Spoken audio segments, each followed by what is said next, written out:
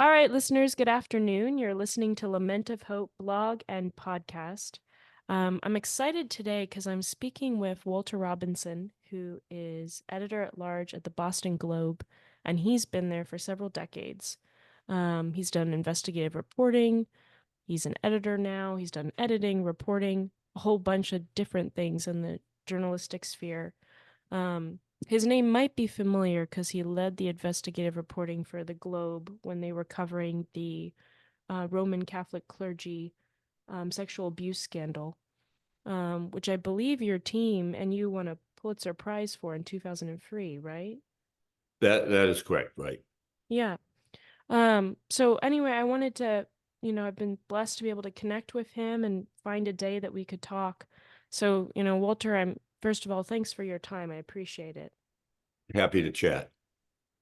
Well, Walter, kind of to start, what gave you a desire to go into journalism? Because it's not a lucrative career, typically not.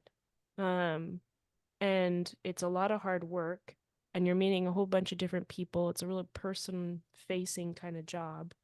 Um, what gave you a passion to do journalism? You, you know, I grew up at a time when, at least in my family, we had two newspapers on the doorstep every. One sort of kind of left of center in its editorial position, one a little right of center, sort of the two major newspapers in Boston, in the Boston area where I grew up. And uh, so I mean, I have this image nowadays of young people, six people at a table for a meal, and everybody's on their own iPhone, so there's no communication. But we didn't have those gadgets, and one of the good things about not having that kind of distraction is that we spend our time um, at the dinner table pretty much talking about, arguing about, debating current events. And so from an early age, I was sort of more fascinated because of my upbringing with the world around me. Uh, and I had a paper route when I was about, I think, 9 years old, and papers would show up 4 or 5 in the morning, and I'd get there with my bicycle and my wire cutters to cut the bundle open. And I in the winter months, uh, when it wasn't light yet, I would sit under the street light and read the paper. And I Mm. felt newspapers were that's where people got their news back then. And I felt like I was privileged because I was the first one in my community to know what was in the news. So I just was fascinated with it, and uh, sometimes I would joke I became a journalist because I wasn't qualified to do anything else. Or sometimes I say, well, I kind of picked journalism because I was really lousy in math. But of course, then as you can imagine, when you get into the news business, you find out, oh my God, in the story, at least there's something approximating a dollar sign. So you have to know how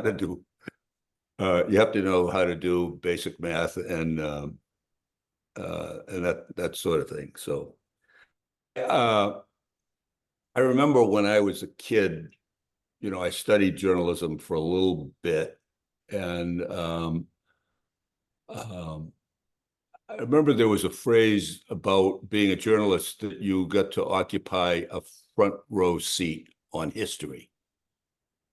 And I always found that fascinating. Rather than have other people tell me what happened, why can't I be the one to tell everyone what what happened? And Yeah. I've always been, I consider myself extraordinarily blessed for having had to see so much of what's important in our lives, to see it firsthand, and to have the responsibility the obligation to tell other people what happened and to Yeah. do it in a way that gives them the truth, that gives them information they can depend upon to make their own important decisions in life. Yeah. So I sometimes, I mean, it's a lark. It's so much fun being a journalist, but sometimes you feel that heavy weight on your shoulders, that it's a position of responsibility, and it's our obligation to act and report responsibly. And so Yeah. so that's my life. It's been, I'm sure you'll ask this. There were many, many years where a 50-hour week was a really slow week. There were many years. I did 4 presidential campaigns, 4 different times, and I was on the road pretty much all the time. Yeah. And the first campaign that I did in 1984, I figured out, I went back through my bills for the year, but from November of 83 to November of 84, I spent 270 nights in hotels. Oh, wow. So that left me about 95 days when I was somewhere else, and not necessarily at home, in the office or whatever. But it was important to be there to observe on behalf of the public. So Have you, so I was gonna say, have you found it hard, or maybe even found a balance between like personal life and journalism? Because even in the short time that I've written stories, whether it's for a student paper or whatever, you have this, it kind of, it intersects everything. You're thinking about it, and then maybe a text or an email comes in that relates to the story, and that's during whatever hour it is. Um, like for you, how have you found a balance, or is it just, do you think it's just the type of career where that's just not really feasible and you have to be okay with that? yeah, I mean, balance comes in degrees.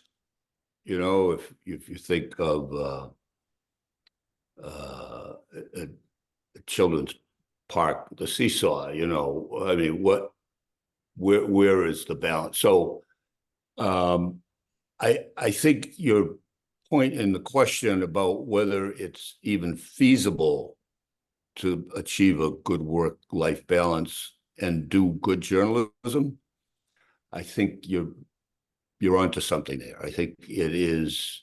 I mean, there are jobs within journalism. I've never had one of those, but there are jobs within journalism where you sort of can work 9 to 5, and then at 5 o'clock, uh, uh, forget about your work for the next 18 hours or whatever. And I've always been sort of on the more cutting edge daily side of the ledger, and never really had that luxury. Yeah. And even, when I took over the investigative team, the Spotlight team at the Globe in 1999, and um, the joy of doing that, uh, long-term investigative stories, is that uh, you didn't have to cheat on your life, that you could Mhm. actually get home for dinner.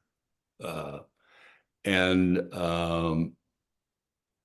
So that was fine. And I recruited a couple of reporters really good reporters to join the team. And I think part of my pitch was, you won't have to write any story in which the lead paragraph contains the word yesterday, because that's what keeps us all right in the newsroom, because we have a story that has to run in the morning paper and I have to finish writing it by 6 p.m.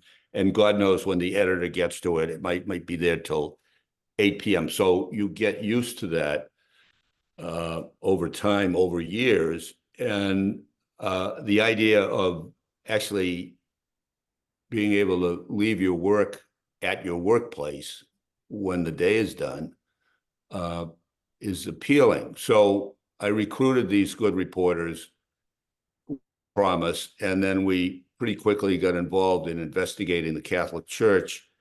And when we started to publish our stories about the sexual abuse of children by priests in early 2002, it became a major competitive news story involving pretty much every news organization in the US. Yeah. And so all of a sudden, we were not only writing stories for the next day's paper, we were writing stories every day for the next day's paper, and they weren't short stories. They were like 2,000 words or 3,000 words. So, and we did that for 15 months after we started to publish our initial results. So that's why we all look like we're retired, but we're really only 30, 35 years old. You know, we've just aged a lot, you know? Yeah. But yeah, I don't know if I answered your question. Did I? I mean, it sounds like some periods yes, and then other periods no. Kind of depends on the story, right? Yeah. Yeah. Is there a particular story you're really proud of that you wrote or that you were a part of? I mean, we're talking thousands and thousands of stories. Yeah. And you're talking to someone who can legitimately claim at my age, I'm 78, that I've probably forgotten most of them. So just think in terms of stories, important stories I wrote that appeared under my byline on the front page of the paper, just on the front page, somewhere between 1,500 and 2,000. Hmm. So those were the important ones, and I probably most of those, if somebody recalled one of them to me, I'd say, "Oh, I'd forgotten about that." But I Is there mean, one that when you think about it sticks out? One of well, the obviously the most important story that I ever did, we ever did as a newspaper, was what we did about the Catholic Church. Yeah. And it's far and away the most important story the Boston Globe has ever done. And the Globe's been Hmm. publishing since 1872. So that is anything else I've done in my career Hmm. pales in comparison to that. Now, that said, is it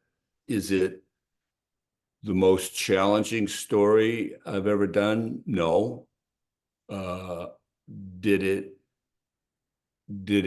tax our brains an awful lot trying to figure out how to get at the story?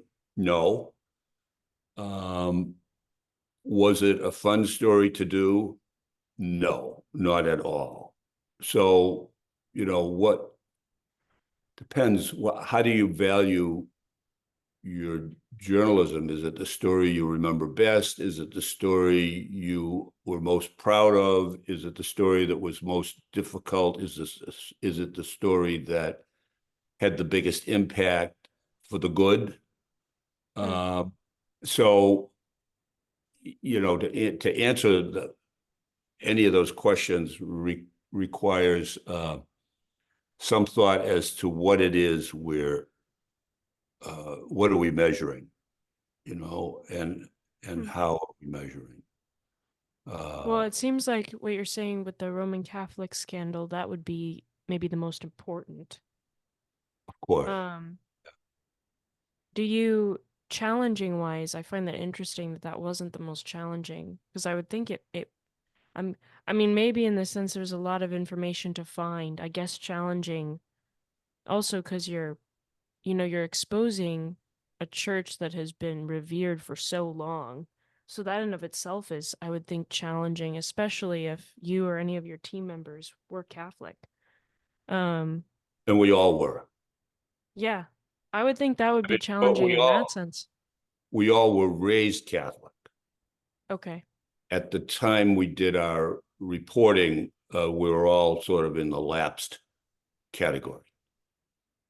Did that just kind of confirm for you that, I mean, how did you view religion after that in general? Because that, I would find that super disheartening and just not, I mean, because it's so hypocritical. Uh, Approaching a subject like the Jonestown cult or something like that. Um, it was an environment and an institution that we were nurtured in, and we kind of understood it, and we Yeah. understood. We didn't have to take a tutorial on what happened. I think we were surprised. I know a lot of people.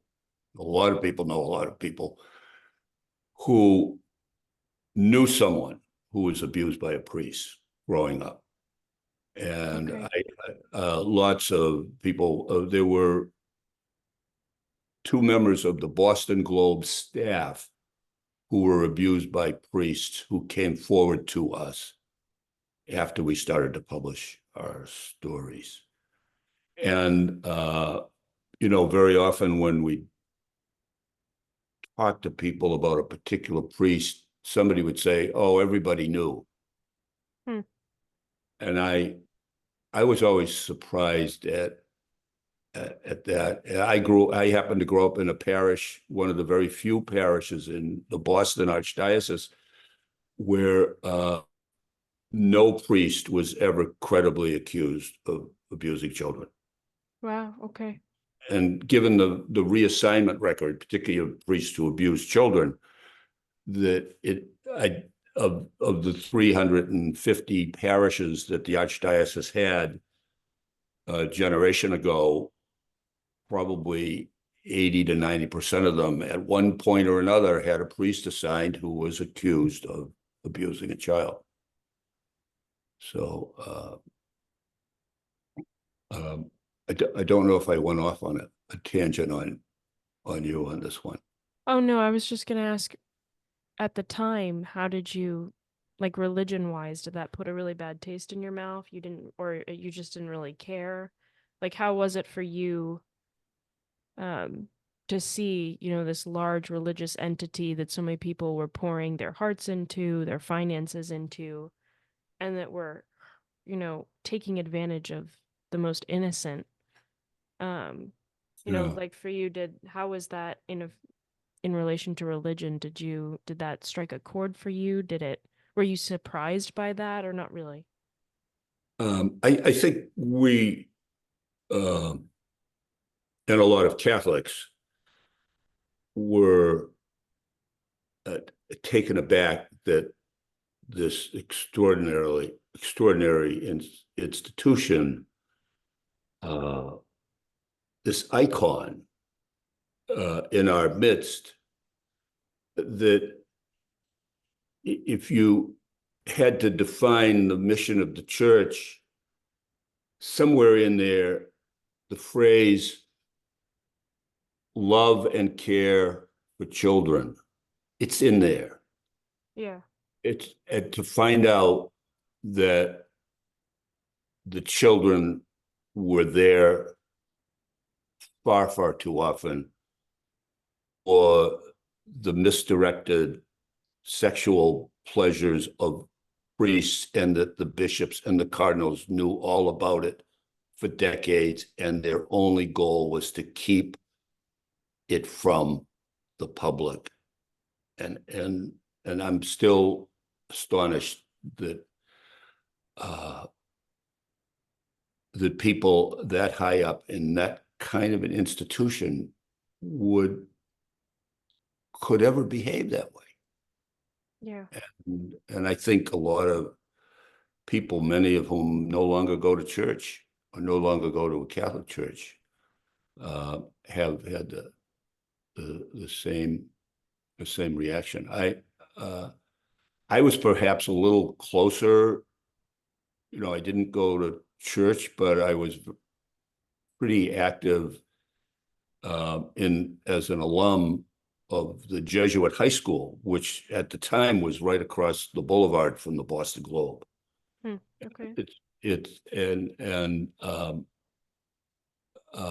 So I was a little more connected to the sort of how would you say it, the influential Catholics in and around Boston, people who were known, who were allies or fundraisers of the Cardinal, that sort of thing. So it was, but if we'd all been raised in atheist families, we couldn't have been less shocked by what had happened. And keep in mind that about 10% of all priests over a 50-year period abuse children. And that's it's mind-boggling to me. And it was going on, as we now know, it was going on everywhere. Yeah. And in all over the United States, and in every country where the Catholic Church has any presence at all, it's been an issue, and it's been covered up for God knows, centuries, who knows? But I was gonna say, like, do you still identify as like a Catholic or no? I don't. No, I do not. And I had sort of left the Catholic Church a long time before, and it was mostly because I frankly felt uncomfortable being that linked to an institution which saw no role for half of the population, for women, and which continues to be true. And on that, there's been no change. So that was largely the reason that I was not an active churchgoer. That's interesting you say that. Did you have like it's interesting that the connection with women there, because you're a man, so is that because you knew a lot of women in your life that you really respected, or how did that particular area of the Catholic Church really bother you? Well, I mean, probably starting with my three sisters, I'm maybe fortunate, maybe unlike many other men, that I've sort of have three really smart, accomplished sisters to remind me at all times that women have just as much right to the plush chairs in the corporate suite as men do, just that they haven't been given the opportunity. And to have such an important institution as an example of that kind of backward view is pretty indefensible to me. And you always felt that way since you were young because of your I did. sisters? And keep in mind that my success as a journalist came as women in the news business were not given substantial roles to play. When I started at the Boston Globe in 1972, there were very few women reporters. There were Okay. some, but it was considered back then that women who wanted to be in journalism should write only for the women's pages. Hmm. And most ended up there. So, I mean, that's changed over time, but and in fact, the Globe today, almost all of the important jobs are held by women. Hmm. I mean, that's to a degree true, pretty now across American journalism now. But it's also true in society that fewer and fewer men, that women now constitute, I think, close to 60% of college students. Hmm. And for some reason, there's a generation or two of young men who decide higher education isn't what they want. Hmm. So anyway, I didn't mean to rattle on about that. No, that was interesting. I didn't know that at all. Do you think that you think that women in the world having positions of authority, do you think that that's improved enough, or do you want to see more? Or do you think it's too much now? Well, like a lot of people, I'm still waiting to see a woman president. Yeah. And I just, of course, we haven't, in terms of gender diversity, to say nothing of racial diversity, we are way short of the goals that we should be setting for ourselves, and still the case. Is there one thing in particular you'd like to see change in your lifetime?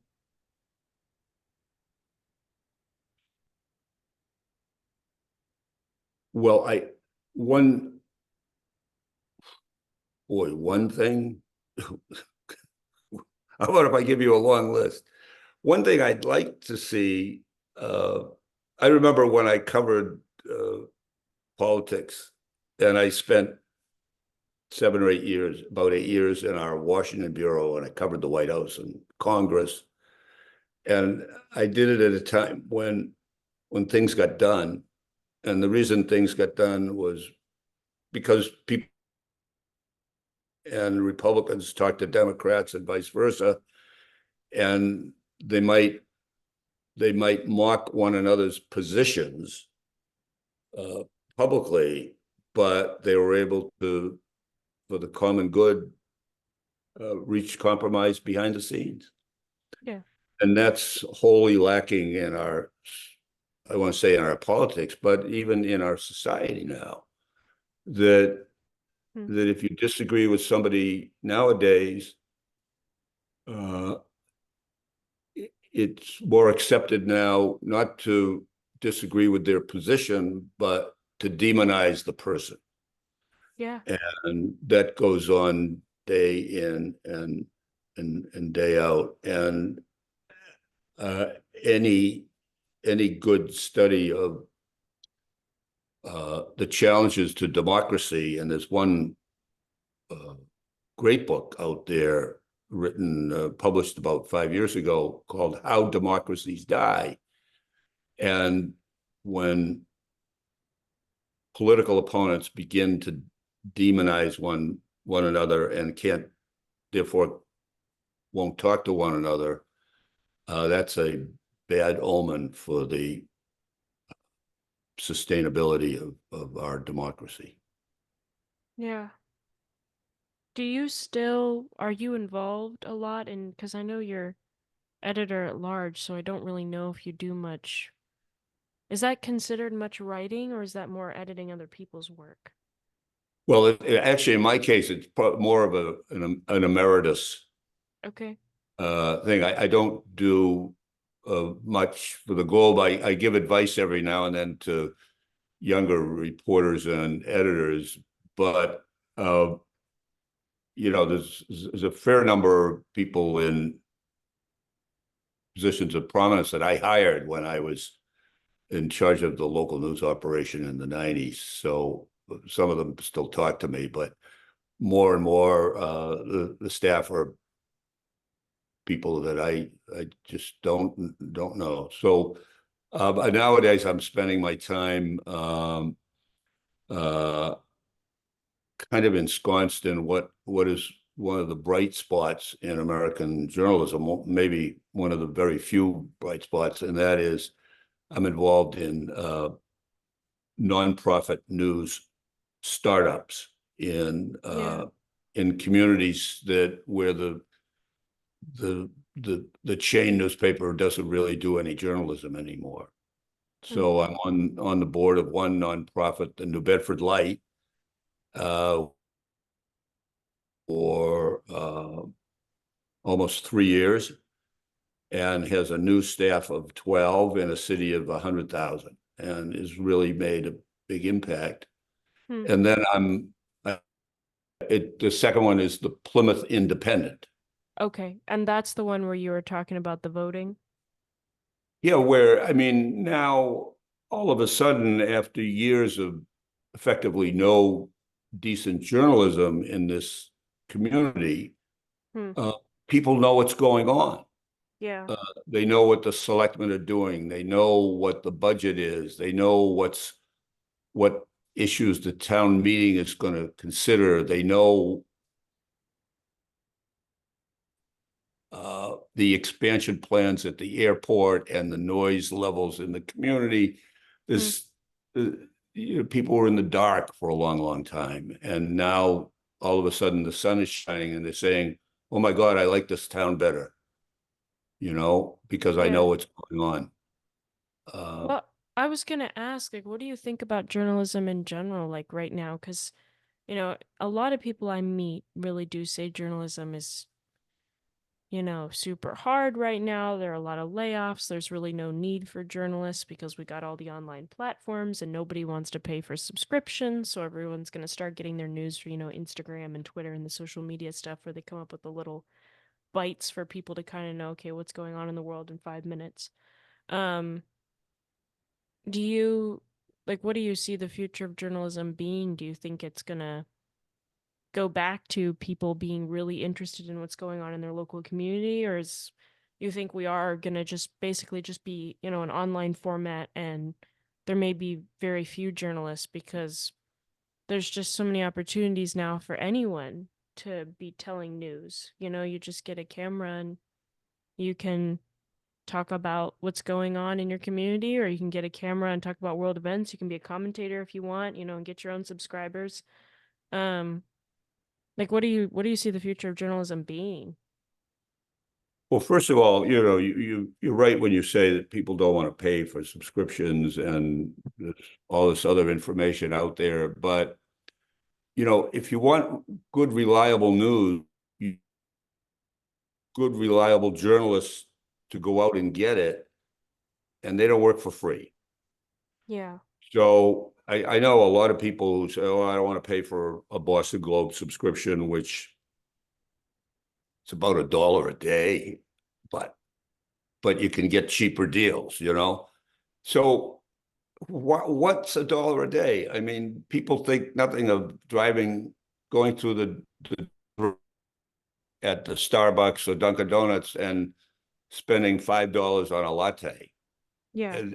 and yet they don't want to pay $1 a day to find out what's really important. So then you get, but what's the alternative? Well, the alternative is, to me, uh, really you're in dangerous territory, because when people put stuff online, a lot of it now is, and how do you tell the difference? And for most people, it's really difficult. And I'm sure this is true of most of us, but I get emails from people I know pass along a tidbit, and I go, because I'm a reporter, right? I do research. I know where to go to find stuff out. So I do a little research, and this is like stuff that's made up. It's entirely made up, and yet people believe it. And so the value of having real reporters uh, who produce stories of importance to you that you can rely on. I mean, we're into already a presidential campaign where I could guarantee you that a big percentage of what people are told they'll learn on Facebook or Twitter or someplace, Yeah. Instagram, and it'll be 100% false, put there by somebody trying to influence people's thinking and discredit our election. So uh, it's, the need, to me, the need uh, for local news that's reliable and that people can turn to sort of cut through the fog. I think it's really important. Yeah, it just doesn't seem that people value that though, like you're saying it because you have a value for it. I mean, in part because you've been in it so long and you've seen the good things that have come out of it, but I just don't see, especially young people. I don't want to say everybody, but I just don't see a value for that desire for real credible um news. I just don't think people care as much. I think we are, I mean, young people, I think in general too, like we are much more, center focused. We're not really looking out or really caring that much about what's going on in the world, just kind of what's instantly accessible and relevant to me in my sphere. But you could use that phraseology to describe almost any generation that preceded yours, including mine, right? Polls I mean, the downside this year is we've got more than 70% of the electorate, and this is pretty consistent in the polls, who are not thrilled with either one of the candidates. Yeah. And I think generally people, it doesn't matter what age group you're in, people just wish that we had better alternatives in both parties. And the circumstances are that unfortunately, we don't uh, at the moment. But so that's a turnoff for everybody, and it may keep every generation sitting home, in large numbers in November. Yeah.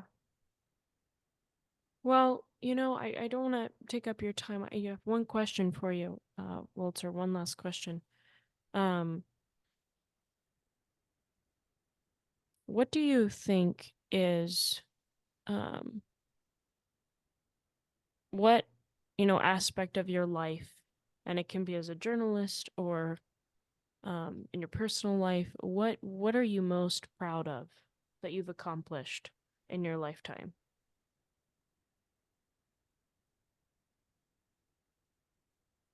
Uh, I think what I'm most proud of is that uh, for most of my life, uh, I've been able